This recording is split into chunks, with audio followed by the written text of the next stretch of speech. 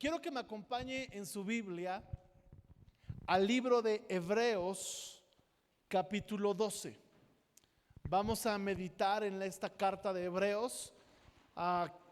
Quiero ser muy concreto, espero lograr hacerlo, pero es difícil serlo con la carta de Hebreos.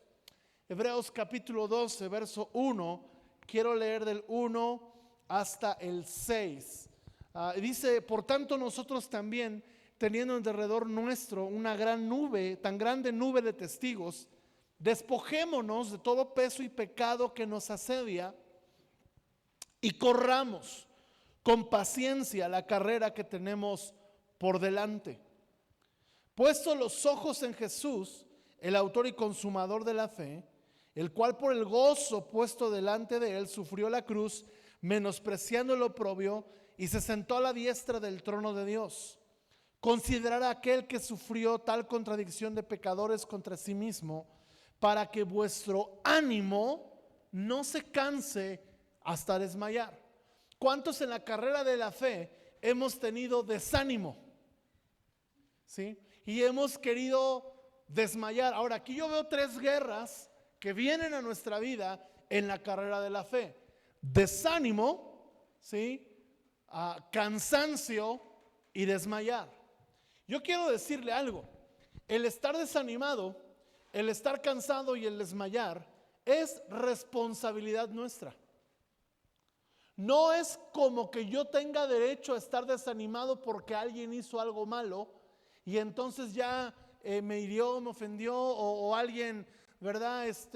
Hizo cosas que no debía, o pasaron cosas que no esperaba, y yo tenga derecho a estar desanimado, a estar cansado o desmayar.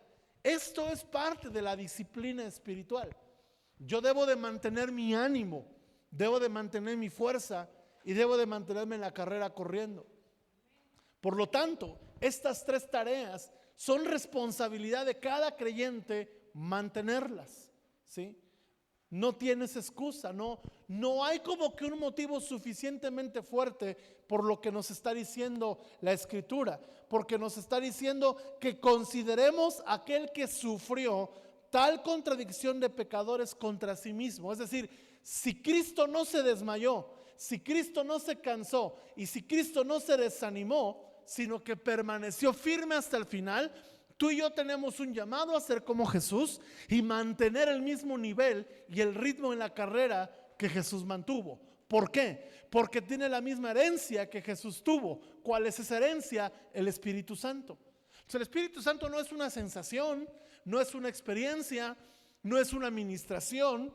El Espíritu Santo no es una fuerza cósmica que nos hace sentir cosas con la adrenalina a tope en momentos específicos. No, el Espíritu Santo empodera a nuestro hombre interior para que tú y yo permanezcamos firmes en la carrera sin desmayar. Amén.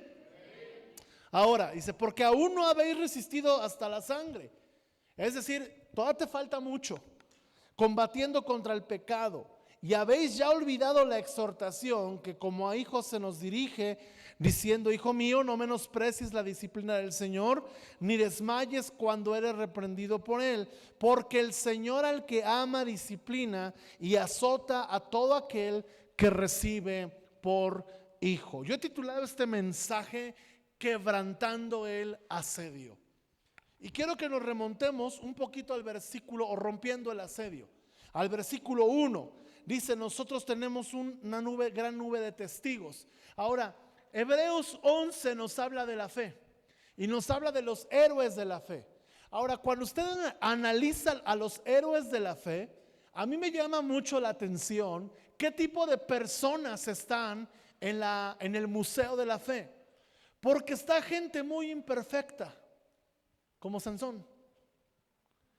Está gente con un pasado muy oscuro, como Rahab. Algún predicador dijo que cuando lleguemos al cielo encontraremos en la bienvenida la galera de la fe, o la galería de la fe, y estarán formados todos los héroes de la fe dándonos la bienvenida, solo que Sansón en un lado y Rahab hasta otro. El que sabe de la Biblia entendió el chiste. El que no, ¿por qué? ¿Qué racistas con Rahab y Sansón, ¿no? Sansón tenía debilidades y Rahab era una prostituta, entonces imagínense. Pero en el cielo ya todo eso quedó resuelto. ¿ok? Están hombres como ellos. Está un hombre como Jefté. Yo no sé si usted sabe quién es Jefté. Jefté fue un juez que salió a la guerra y le dijo a Dios: si tú me das la victoria, yo te sacrifico a la primera persona que salga a recibirme. Y la que salió a recibirlo, ¿quién creen que fue? Su hija. Entonces Jefté era un héroe de la fe y era un tipo que creía en los sacrificios humanos. Hay gente como Abraham, que si bien era el padre de la fe, tuvo errores. Moisés tuvo errores. Sin embargo, la Biblia nos habla de todos estos hombres, nos presenta a estos hombres no para que imitemos o justifiquemos nuestros errores, sino para que entendamos que ellos son testigos. Es la nube de testigos. Ahora, ¿ellos de qué son testigos? Ellos son testigos de que con la fe se puede agradar a Dios. Ellos son testigos de que tú y yo ahora tenemos más recursos que ellos para lograr llegar a la meta y entrar al reposo de Dios. Tú tienes más recursos que Moisés, porque Moisés tenía que subir a una montaña para oír a Dios. Tú tienes la palabra, tú tienes al Espíritu Santo adentro. Tú tienes más recursos que Sansón, porque Sansón para pelear necesitaba que cayera el Espíritu Santo de vez en cuando y le diera la fuerza. Tú y yo tenemos la oración en lenguas para que en todo momento seamos fortalecidos en nuestro hombre interior. Tú y yo tenemos más recursos que ellos.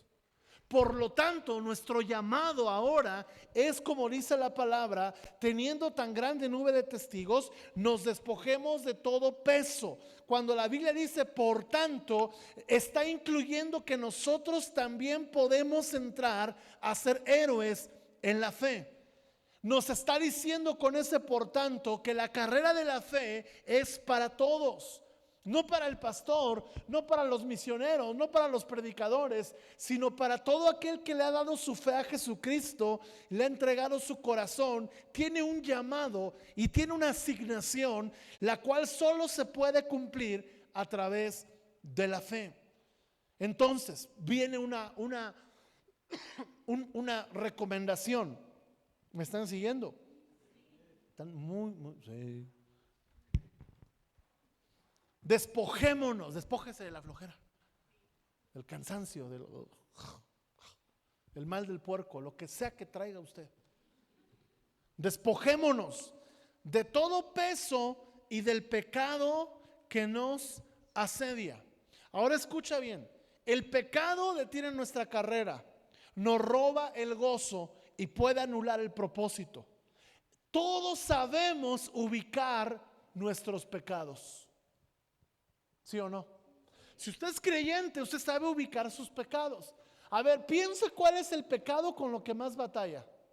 Así, usted nada más piensa, usted sabe. Bueno, ese es tu potencial ídolo.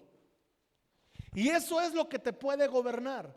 Y eso es lo que te puede destruir. Y escuche bien, ¿sabe cuál es el asunto? Es que no tienes excusa porque ya lo sabes. Lo tienes ubicado en tu mente. Está tan posicionado en tu mente que es fácil ubicar el pecado. Ahora, la Biblia nos dice: despójate de ese pecado que te asedia. ¿Que te qué? Asedia. Ahora, también nos dice que nos despojemos de otra cosa, del peso. Todos ubicamos nuestros pecados, pero no todos ubicamos nuestros pesos. Y así como el pecado te bloquea, así como el pecado te anula y te roba el gozo, también el peso lo hace. Ahora, ¿qué podemos identificar en nuestra vida como peso? El peso, escuche bien, es todo aquello que no es pecado que nos detiene o nos frena. No es un pecado como tal, pero termina siendo algo que provoca el mismo efecto del pecado. Lo hemos visto en las celebraciones que tenemos de Contigo, cómo las personas desarrollan una fe en Dios, creen en Dios, aún gente de la iglesia, pero se estanca en temporadas de su vida porque no pudo o no supo que tenía que despojarse de ese peso, de ese dolor, de ese luto, de esa pérdida, de esa decepción, de esa traición, de esa mala experiencia. Entonces muchos de nosotros estamos queriendo correr la carrera y decimos, no sé por qué no avanzo si no tengo pecados. Ahora, si tienes pecados, pues obviamente tienes que entender esto. Entre más pecados tengas, más peso vendrá sobre ti.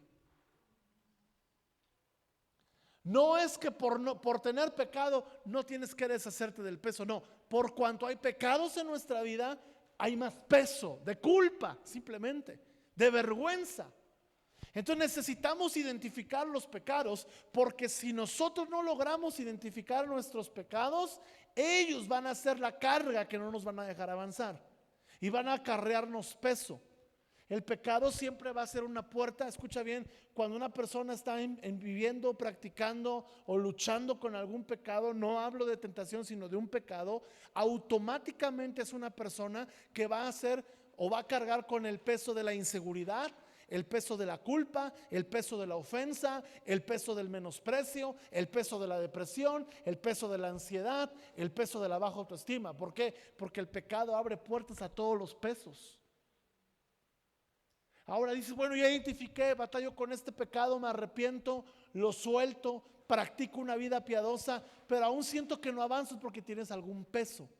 Y este peso, escucha bien, dice aquí la palabra, te asedia. Ahora, si pueden poner la imagen. ¿Qué significa asedio?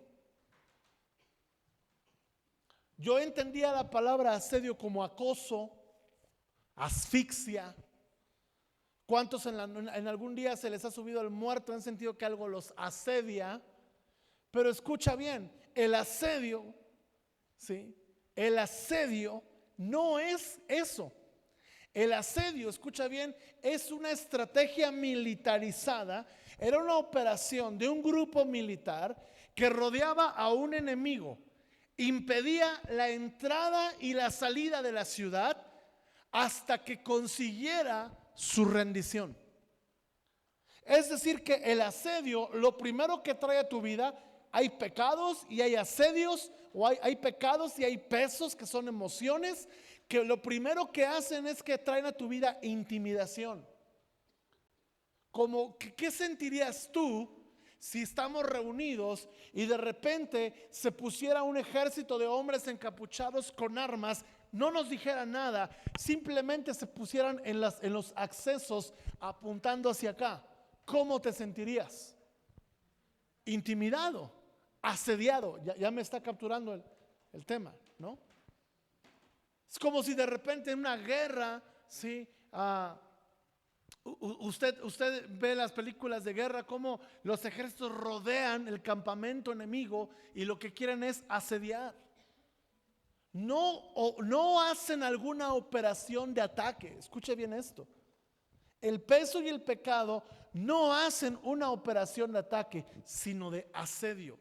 Es decir, que en nuestras vidas, cuando hay brechas abiertas, el diablo ni siquiera nos va a atacar. El ataque va a ser en nuestra propia mente. Y a veces no vas a saber ni cómo llegó, ni cómo sacarlo. Entonces lo que hace el asedio es que intimida. Lo segundo es que no deja que nada entre y nada salga. ¿Qué entiendes por esto? ¿Qué podemos entender por esto? Cuando estamos asediados por el peso y el pecado, no entra nada del cielo a nuestra vida. No entra la palabra, no entra la presencia, no entra la unción, no entra el mover del Espíritu. Puede estar un río del Espíritu en el lugar, pero tú puedes estar totalmente ajeno, y lo hemos visto. ¿Por qué? Porque estás asediado o asediada. Y ese asedio te vuelve incrédulo, porque dices, pues estaba la presencia de Dios y no sentí nada. Entonces yo creo que no es tan poderoso. Estaban ministrando y todo el mundo se caía y yo no, a mí yo no sentí nada. Pues yo creo que no está tan ungida la cosa. Entonces yo creo que no la necesito. Y de repente todas estas cosas nos van asediando y nos van cautivando. Y como dice aquí el autor, no nos dejan correr la carrera que tenemos por delante.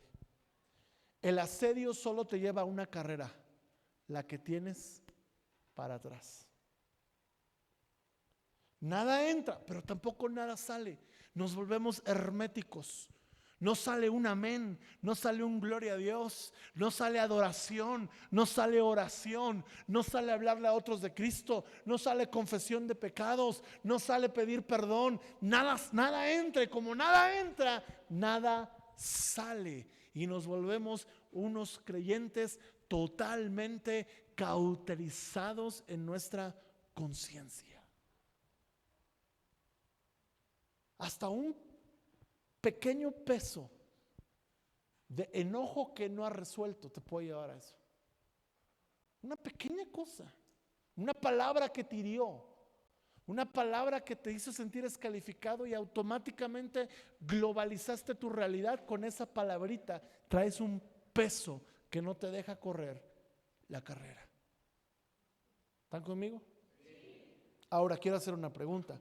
¿Cuánto nos hemos sentido asediados? No levante la mano, pero ¿cuántos estamos esta noche bajo un asedio?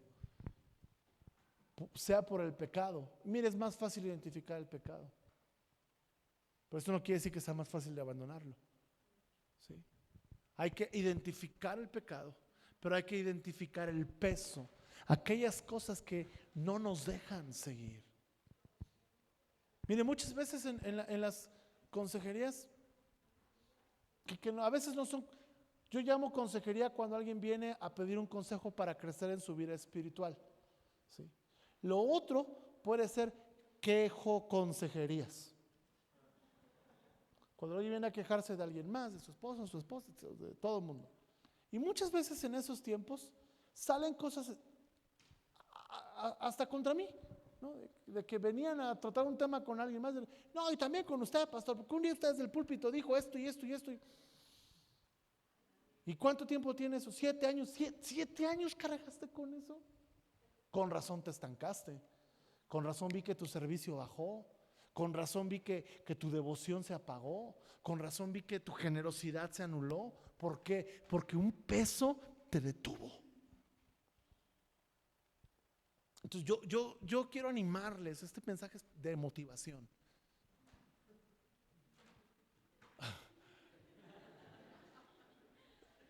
En serio, yo quiero que corramos, que nos despojemos del peso que nos asedia. ¿Sí? ¿Por qué? Porque hay una meta por delante. Ahora, quiero darte, vamos a la parte chévere. Quiero darte algunas herramientas que el mismo autor de Hebreos, que yo estoy casi por hacer una apuesta con quien sea, de que es Pablo. ¿Quién apuesta que es alguien más? ¿Sí? Ya cuando lleguemos al cielo, vemos quién es, ¿no? Yo estoy seguro que es el apóstol Pablo, pero bueno, lo que estoy seguro es que nos ofrece 4 herramientas indispensables para romper el asedio y correr la carrera. Ahora, Pablo le dice a Timoteo, le daba muchos consejos Pablo a Timoteo, pero el más importante que le dio no fue el de ninguno tenga en poco tu juventud. No fue el de pelea la buena batalla. No fue el de tómate un poco de vino para tu gastritis. El mejor consejo que Pablo le dio a Timoteo fue este: echa mano de la vida eterna. Y estas 4 herramientas son 4 decisiones liberadoras de las que tú tienes que echar mano todos los días para poder correr la carrera. Dice el hermano Miguel Núñez en su libro El poder del Espíritu Santo: es nuestra responsabilidad nuestra santificación. Por una sencilla razón: ya hemos sido empoderados por el Espíritu Santo. No necesitas otro agente externo para lograr tu santificación. Solo echar mano del buen depósito que Dios ha puesto en tu vida. Y entonces nos da el autor 4 herramientas. La primera dice aquí: despojémonos de todo peso y pecado que nos asedia y corramos con paciencia. La primera es la paciencia. Chalas. Hablarle de paciencia a nuestra generación. Y cuando hablo de nuestra generación, no me refiero a los jóvenes, porque es que dicen, no, es que los jóvenes ahora con el WhatsApp, usted también, aunque tenga 70 años, lo usa. ¿Sí o no? No, es que los chavos ahora con el Face, hasta las tías abuelas tienen Facebook y suben todos los días un piolín que dice Dios te bendiga. ¿Sí o no? No, yo tengo unos grupos familiares, tengo colección de piolines, se los voy a mandar un día. Todos estamos metidos en la inercia de la prontitud, de los trámites express, de las cosas express. ¿Sí? Hay cada tontería en la televisión. Hay un programa donde se casan sin conocerse. ¿Cómo se llama? Ustedes que lo ven todos los sábados a las 8 de la noche. La boda de no sé qué. Y es un reality donde están 10 chicos, 10 chicas y como que escogen y se casan y luego ven si funciona. ¿Por qué? Porque todo así hoy es express. ¿Me explico? La comida es express. Entonces vivimos en un mundo bien ajetreado, vivimos en un mundo bien acelerado y entonces viene la palabra del Señor y nos dice, corre con paciencia, y nos choca esto. Porque decimos, Señor, vivimos en el mundo de la tecnología donde todo va así. Escucha, todo lo que está fuera del hombre va rápido, pero todo lo que está dentro del hombre demanda un proceso. Y ese proceso se llama paciencia. Ser paciente entonces es entender que muchas respuestas a tus problemas están en el proceso. Ser paciente es comprender que el proceso es la respuesta a tu pregunta.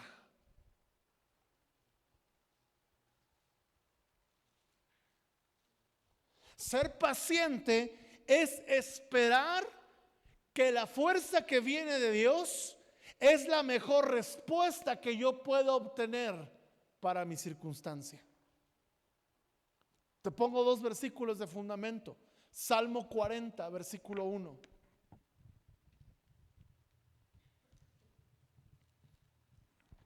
Y lo vas a conectar con Isaías 40, 39. Pacientemente esperé a Jehová. ¿A quién? Pacientemente esperé a Jehová.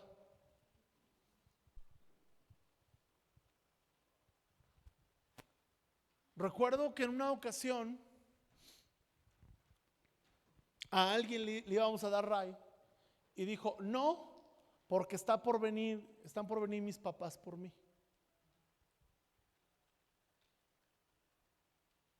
Recuerdo que era una reunión que había terminado noche. El pastor en ese entonces lo que hacía es que y se subían a la camioneta todo el mundo y los iba a dejar a todos, ¿no? A sus casas. Y le dice a esta persona, oye, pues también te llevo. Le dice, no, yo estoy esperando a mis papás.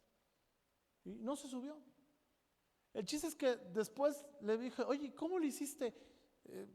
¿Llegaron tarde tus papás? Sí, llegaron tarde, llegaron como 20 minutos. Tuve que esperar ahí 20 minutos.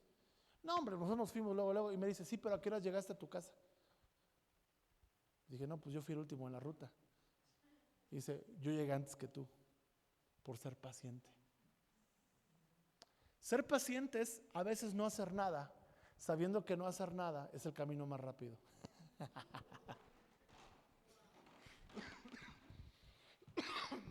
Dijeran, pacientemente esperé al Señor.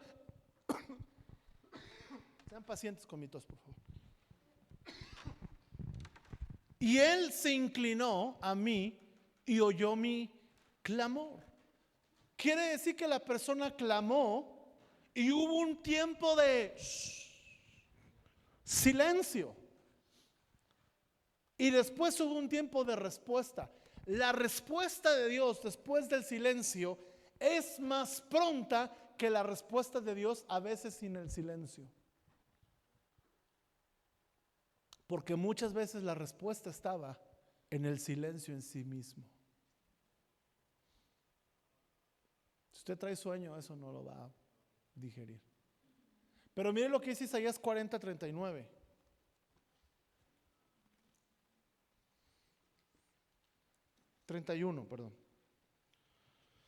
Los que esperan a Jehová, otra vez.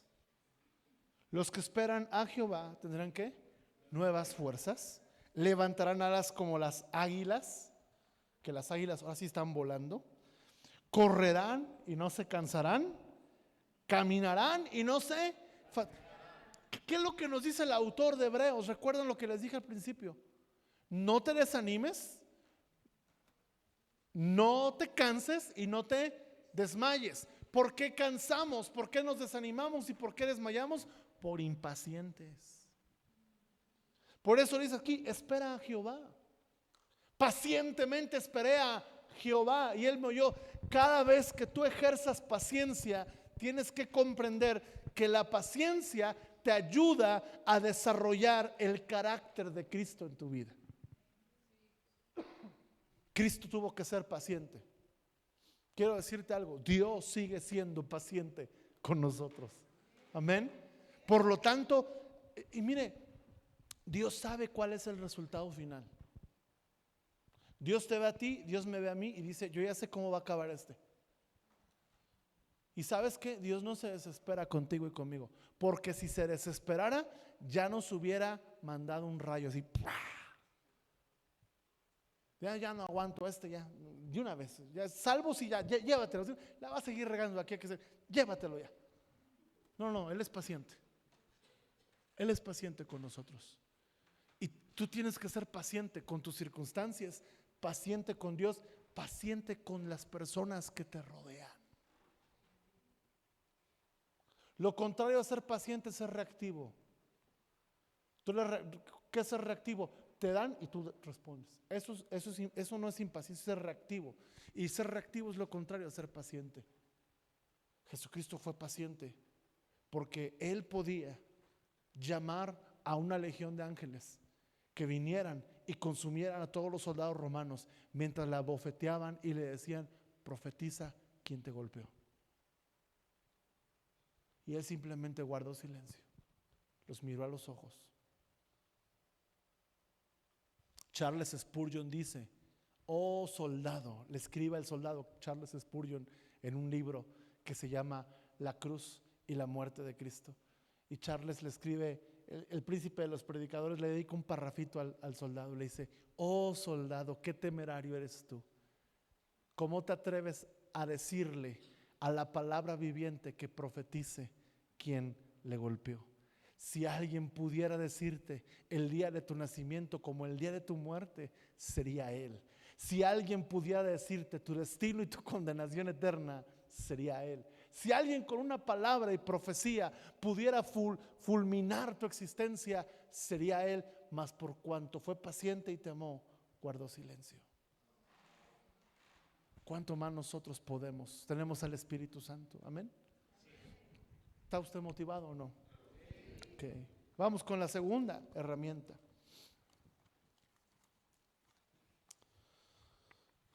Dice Hebreos 12, puesto los ojos en Jesús, el autor y consumador de la fe. La segunda herramienta, que la que tú tienes que echar mano, ¿sí? Es la fe. ¿Qué es la fe? Puesto los ojos en Jesús, el autor y consumador de la fe. La fe es poner los ojos en Jesús. Y es ponerse los ojos de Jesús. Jesús no vio el dolor, sino el fruto de este. Él caminaba con una promesa en su vida. En Isaías 53, el profeta Isaías está hablando acerca de lo que sería el varón experimentado en quebranto. Está hablando de Jesús y está diciendo cómo él iba a ser quebrantado, cómo él iba a ser un hombre de dolores, experimentado en quebranto, desechado, despreciado, sin atractivo para que no le decíamos. Dice, mas al final de sus días verá el fruto de su aflicción. ¿Sabes? Jesucristo decía algo, las escrituras dan testimonio de mí. ¿Sabes qué tuvo que hacer Jesús? No es que Jesús nació y de repente Dios le puso un chip y ¡brum!, le descargó todas las escrituras. ¿Sabes qué tuvo que hacer Jesús para caminar en fe? Su TCD. ¿Sabes qué tuvo que hacer Jesús para caminar en fe? Conocer la escritura. Él no podía decir las escrituras dan testimonio de mí si no supiera lo que dicen las escrituras. ¿Cómo tengo fe? A través de la palabra de Dios. La fe no es una emoción, porque hay momentos donde no tienes las ganas de creer, pero tienes que creer. ¿Por qué? Porque eres hijo de Dios, eres ciudadano del cielo, no eres huérfano. Tienes que creer porque eres valiente y no cobarde. La fe nunca es para cobardes. Tienes que creer. Y la fe viene por la palabra. Cuando te metes a la palabra, se desarrolla fe. Y entonces Jesús sabía lo que la Escritura decía de él. Jesús sabía promesas como la de Job. Yo sé que mi Redentor vive y al fin se levantará del polvo. Por eso le decía a los discípulos, voy a morir, pero al tercer día voy a resucitar. ¿Por qué? Porque él tenía fe en la palabra. Él vio el fruto de su aflicción. Y él decía, todo este dolor por el cual yo estoy pasando tiene un fruto. Y él tenía fe en la palabra. Él sabía que el dolor, el oprobio, el menosprecio, la vergüenza eran solamente una etapa del cumplimiento de la palabra. Tú tienes que aferrarte a esto. El dolor que hoy sientes, la vergüenza que hoy sientes, el temor que hoy sientes, la inseguridad, incertidumbre que hoy te puede estar atacando, solamente es parte del proceso. Pero tienes que aferrarte a la palabra. ¡Qué peligro es! Cuando no tienes ninguna palabra que sostenga tus pasos en la tierra. Si no tienes una palabra que sostenga tu caminar en Cristo, deberías de estar ocupado en buscarla. Porque es eterna, es viva y es eficaz. El tercer elemento es el gozo. Dice aquí, puesto los ojos en Jesús, autor y consumador de la fe, el cual por el gozo puesto delante de él, sufrió la cruz, menospreció el oprobio. Gozo, escucha bien. La expresión del apóstol Pablo en cuanto al gozo está en 2 Timoteo 4:16. 2 Timoteo 4:16.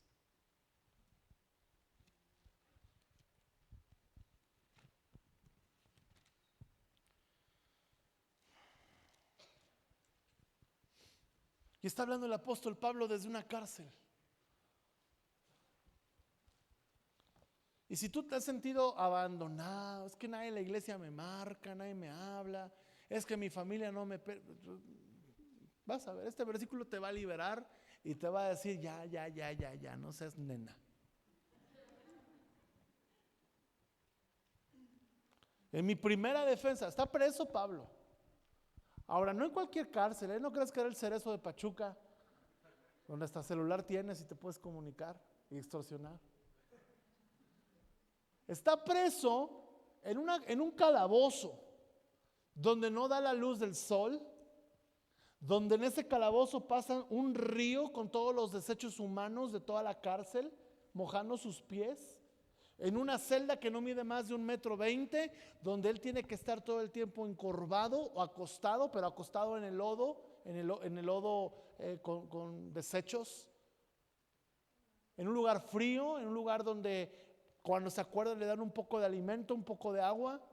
Él está en ese lugar donde huele mal, donde hace frío, donde no hay luz del sol, donde él necesita una palabra. Y mira, dice aquí, en mi primera defensa, ninguno. ¿A quién le está escribiendo Pablo? A Timoteo. Casi que ni tú le está diciendo. Ninguno estuvo a mi lado, sino que todos me desampararon. Y no dice bola de, ¿no? No los manda a ningún lado. Dice, no les sea tomado en cuenta. Pero el Señor estuvo a mi lado y me dio fuerzas para que por mí fuese cumplida la predicación y que todos los gentiles oyesen. Así fui librado de la boca del león, y el Señor me librará de toda obra mala y me preservará para su reino celestial. A Él sea la gloria por los siglos de los siglos. Amén. ¿Qué era lo que le mantenía a Pablo el gozo? El propósito. Cuando no tienes propósito, vas a tener todos los días una razón para vivir amargado. Pero cuando tú sabes que fuiste salvado para un propósito, tú vas a saber que nada en esta tierra va a amargarte ni te va a quitar el gozo del Señor.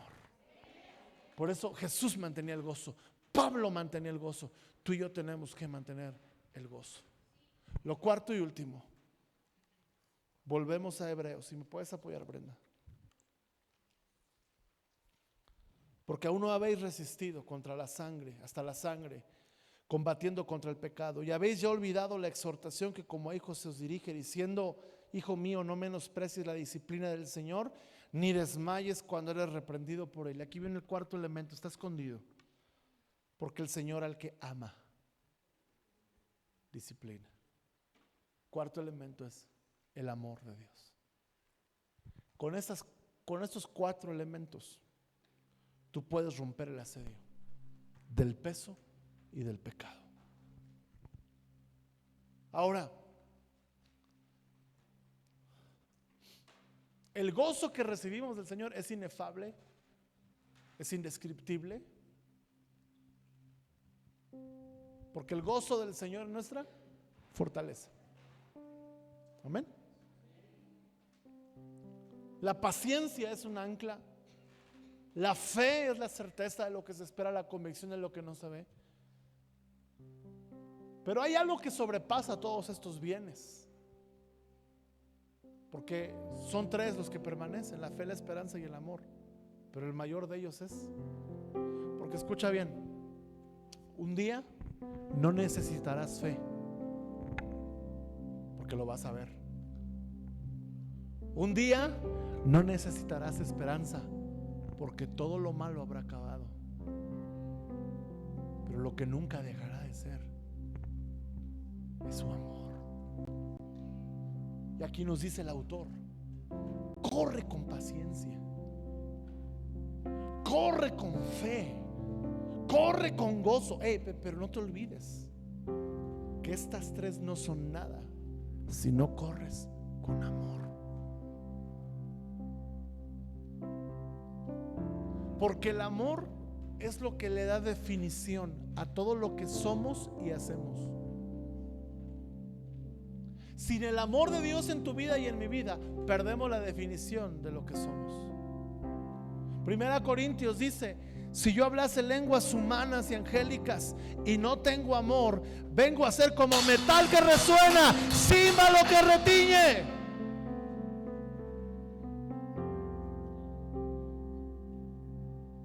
Perdón si lo desperté, le ofrezco una disculpa.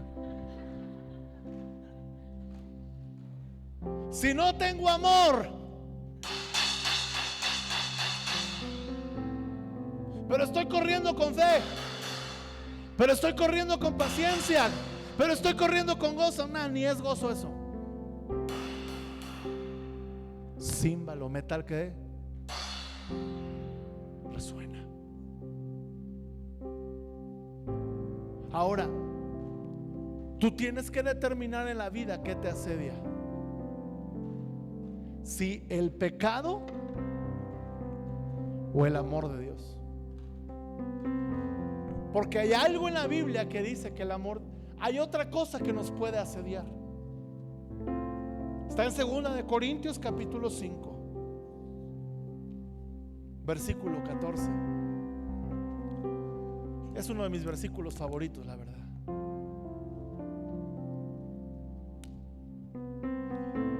Porque el amor de Cristo nos constriñe. ¿Sabes qué significa la palabra constriñe? Es la misma palabra en griego que significa asedio.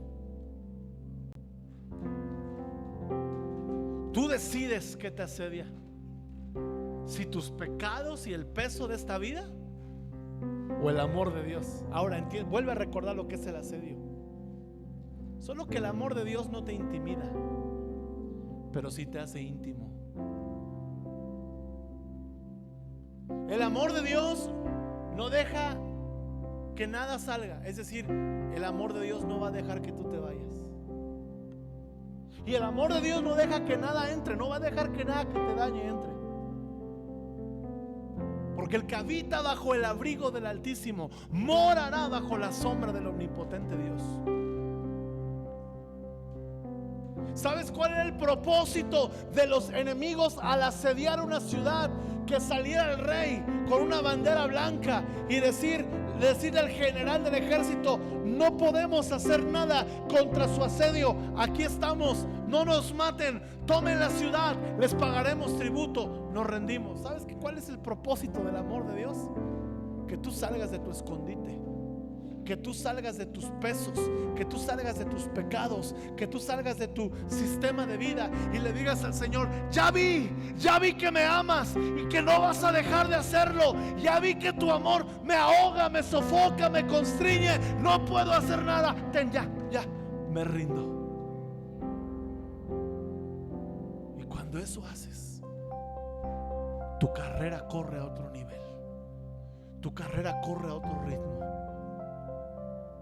Porque, amados, es bien fácil perder el gozo, es bien fácil ser impaciente y es bien fácil perder la fe si no tienes amor.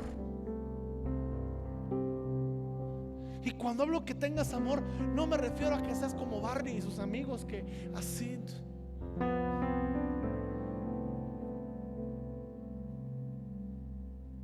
Pero las personas que suelen ser como que extra amorosas, que tú eres la persona más perfecta que yo conozco. No. El amor es que esa persona transmita la esencia de Cristo. Porque Dios no tiene amor. Dios no da amor. Dios no produce o provee amor. Dios no regala amor. Dios no tiene una fábrica de amor. Échame 5 porciones de amor para esta iglesia, órale, para que se amen más. Dios es amor. Y cuando tú eres capturado por el amor de Dios, por eso dice: no olvides las disciplinas, los procesos, los tratos, los trancazos, porque te estoy enseñando a una cosa: que te amo y que puedes amar a los demás. Si se te hace difícil amar a una persona, es porque el amor de Dios no ha sido perfeccionado en ti. Y esa es una gran tragedia. Jesús dijo orando: yo en ellos y tú en mí, para que sean perfectos en unidad, para que el mundo crea que tú me has amado, así como a ellos también les has amado. Pídele al Señor un bautismo de su amor, que te sofoque, que te constriña, que te haga correr la carrera con paciencia, con fe, con gozo, con amor. Y entonces todos los pesos y todos los pecados van a ser fáciles.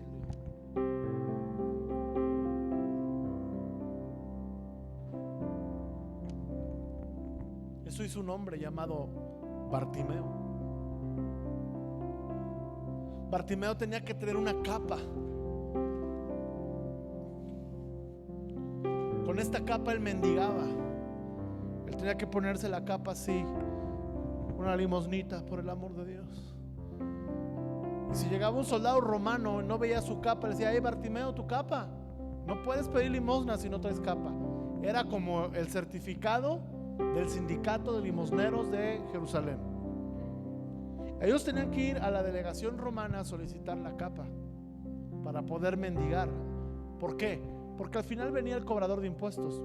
¿Cuánto generaste? 100 denarios. Caifás con tu impuesto. Si mendigaban sin tener la capa, los metían presos. Todo estaba controlado por Roma. Cuando Jesús llega y Bartimeo: ¿quién es Jesús? Hijo de David, ten misericordia de mí. Y él lo callan y después vuelve a gritar. Él no se cansó, ni desmayó, ni se desanimó. Él gritaba más fuerte, porque él percibía. Dicen que una ventaja de los ciegos es que pueden creer con el corazón. Y él creyó con el corazón que ese Jesús lo amaba y que no lo iba a dejar igual. Y dice la palabra: antes de que Jesús lo sanara, aventó la capa y salió corriendo. Para el otro lado, para el otro lado, para donde, díganme dónde, allá está, llegó con Jesús. Y se postra: maestro. Y le dice: ¿qué quieres que te haga? Pues que no ves. Devuélveme la vista. Me llama la atención esa frase: devuélveme, quiero volver a ver. ¿Qué hizo él? Se despojó del peso que le asediaba. Y fue un acto de fe, porque si Jesús le decía: ¿qué crees que no es mi voluntad sanarte?, ya había aventado la capa, ya no la podía tomar, porque era un acto de decirle a Roma: ya no la necesito. Hoy tú y yo tenemos que despojarnos de aquellas cosas que no necesitamos para correr la carrera, sabiendo que Jesús, que un toque de Jesús nos va a hacer volver. Lo tocó, abrió los ojos, y Bartimeo inspiró Hebreos 12: puestos los ojos en Jesús. Lo primero que él volvió a ver después de tanto tiempo fue ver el rostro de Jesús. Un toque del Señor en nuestro corazón que nos haga despojarnos nos va a hacer volver a ver su rostro. Amén. Póngase de pie.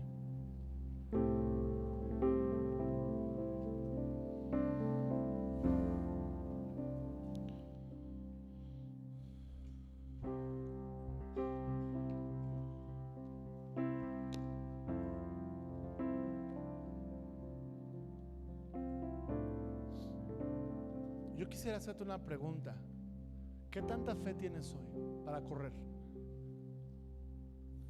¿Tienes suficiente fe para autoministrarte? Tienes que aprender a hacerlo. ¿Tienes fe esta noche para echar mano de la vida eterna, del Espíritu que hay en ti? Hay momentos donde vamos a ser ministrados, pero hay momentos donde tenemos que aprender a beber de nuestro propio pozo.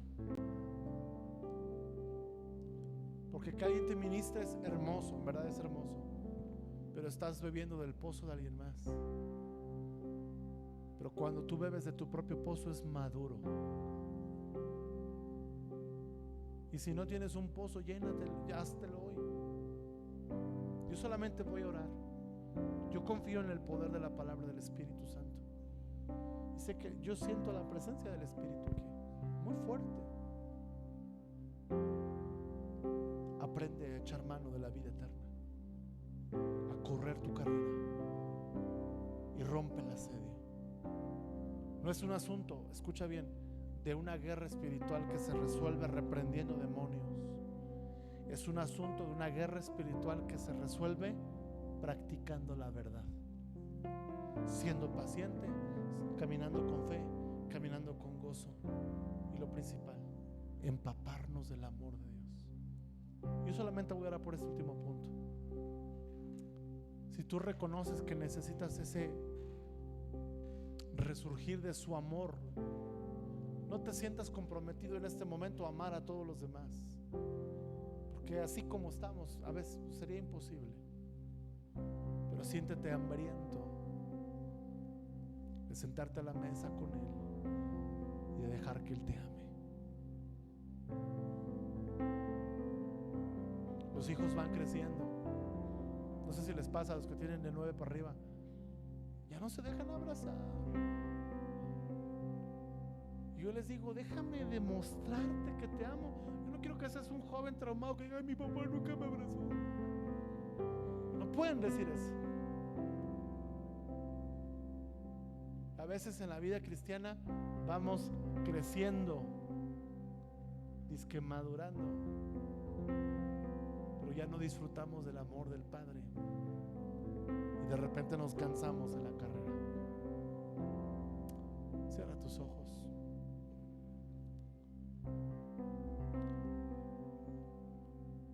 Y vuelve a ser el niño que